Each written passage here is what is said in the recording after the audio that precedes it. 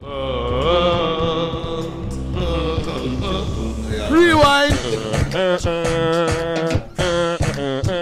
Shameless. United in the Europa League, Europa League. Me tell them one time, and we say Europa League. Europa.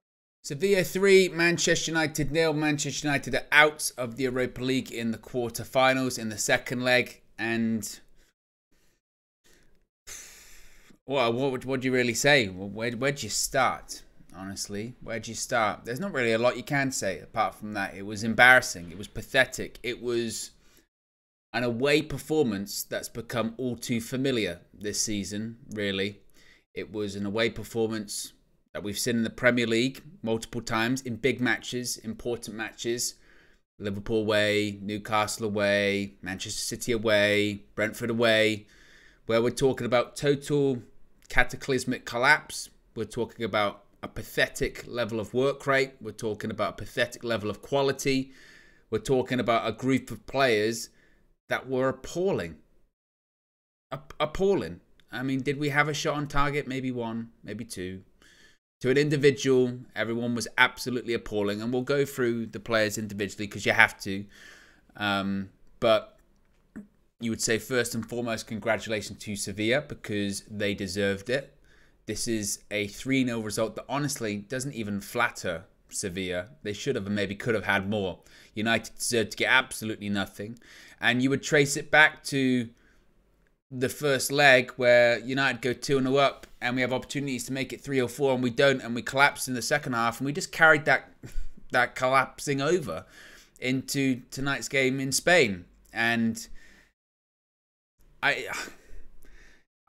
heard so much during the game, and the commentators and the people on television and people on social media, I didn't see this coming. This was such a surprise. And to be honest, I was saying heading into this game that I felt that United would comfortably win this one because I didn't think Sevilla were all that.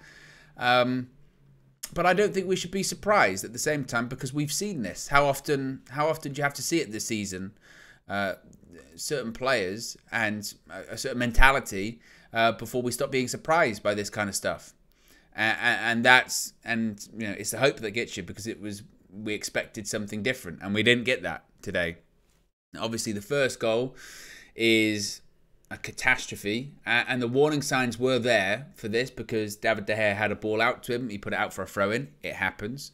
But I've seen a lot of discourse as to who's at fault for the first goal, and to be honest, I think they both are. And you could say, oh, and that's sitting on the fence, but I think there's everyone's at fault in that first goal. First of all, David De Gea receives the ball, and the clip's out there. You saw it against Real Betis, where he gave the ball, at the time it was Lisandro Martinez, he gave the ball to the centre-back, and he was clearly surrounded by 3 players, but Martinez is good enough to get himself out of that situation. He's technically proficient enough to get himself out of that situation. It's not a problem. David De Gea should see, and David De Gea should read the game enough to know there are 3 players surrounding Harry Maguire there. Harry Maguire calls for the ball, and the reason he calls for the ball is because he's not technically proficient enough or aware enough to know that he's surrounded by 3 players. That's stupidity. He doesn't have a clue that he's surrounded by those players. He should know he's surrounded by those players. He doesn't. He calls for the ball. He gets the ball. He's not technically proficient enough, even though he does have the time. Because you've seen the solution. Martinez did it against Real Betis. You've seen the solution is get a touch, turn out quickly, sort out your feet, pass it. He can't do that. Gives it to the Sevilla player. They score. So it is De Gea's fault, but it's also Harry Maguire's fault too.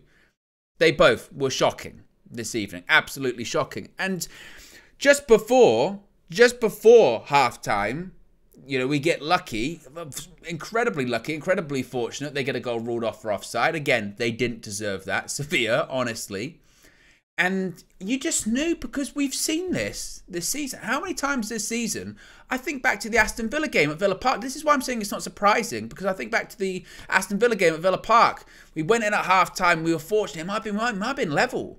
Or it was 2-1 or something like that. But we were still in the game. And we were like, man, we were lucky to still be in the game there. Let's just make sure we stay switched on. Let's just make sure we stay focused. Let's make sure that we're on the ball here and we react. But we didn't. We conceded straight away, and we did it again today. You just knew. You knew. After like 30 seconds, if they've got a corner, this is going in.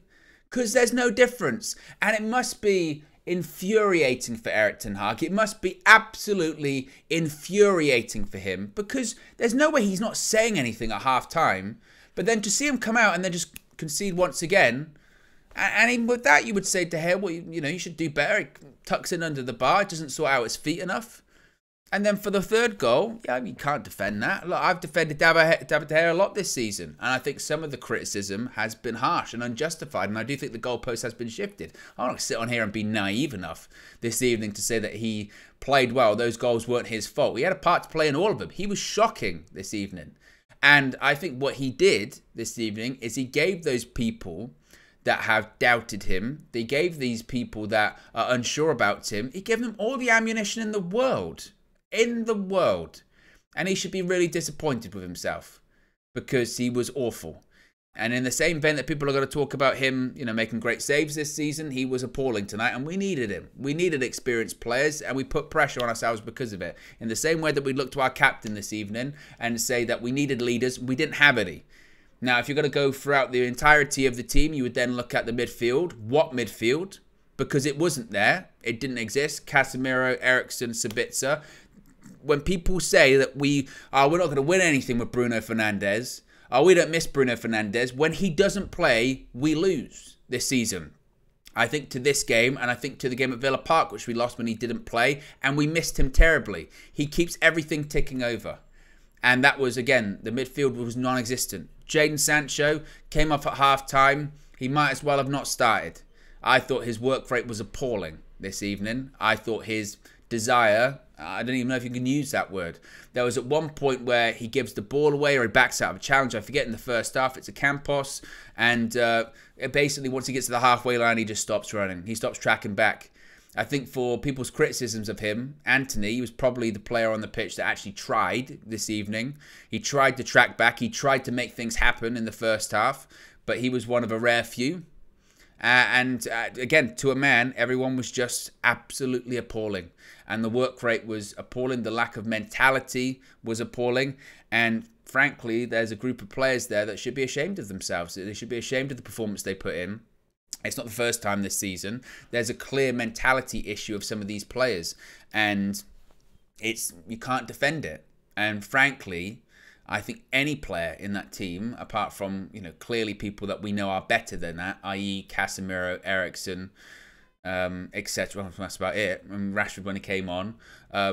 If Ten Hag decided to get rid of any of them in the summer, you know, you wouldn't disagree with it, would you? Now, the difficult thing is now is we have to react to that and somehow pull our socks up and play an FA Cup semi-final against, to be honest, a better team than Sevilla. That's my concern. This was the game I wasn't worried about. I'm worried about the game at the weekend because Brighton are a better team than Sevilla. People can talk about, no, Sevilla in the Europa League, and granted, the stadium was bounced and they had the 12th man, but United didn't handle it. And United have shown this at several points this season. Every single time that there's somewhat of a hostile, intense atmosphere, we just completely crumble.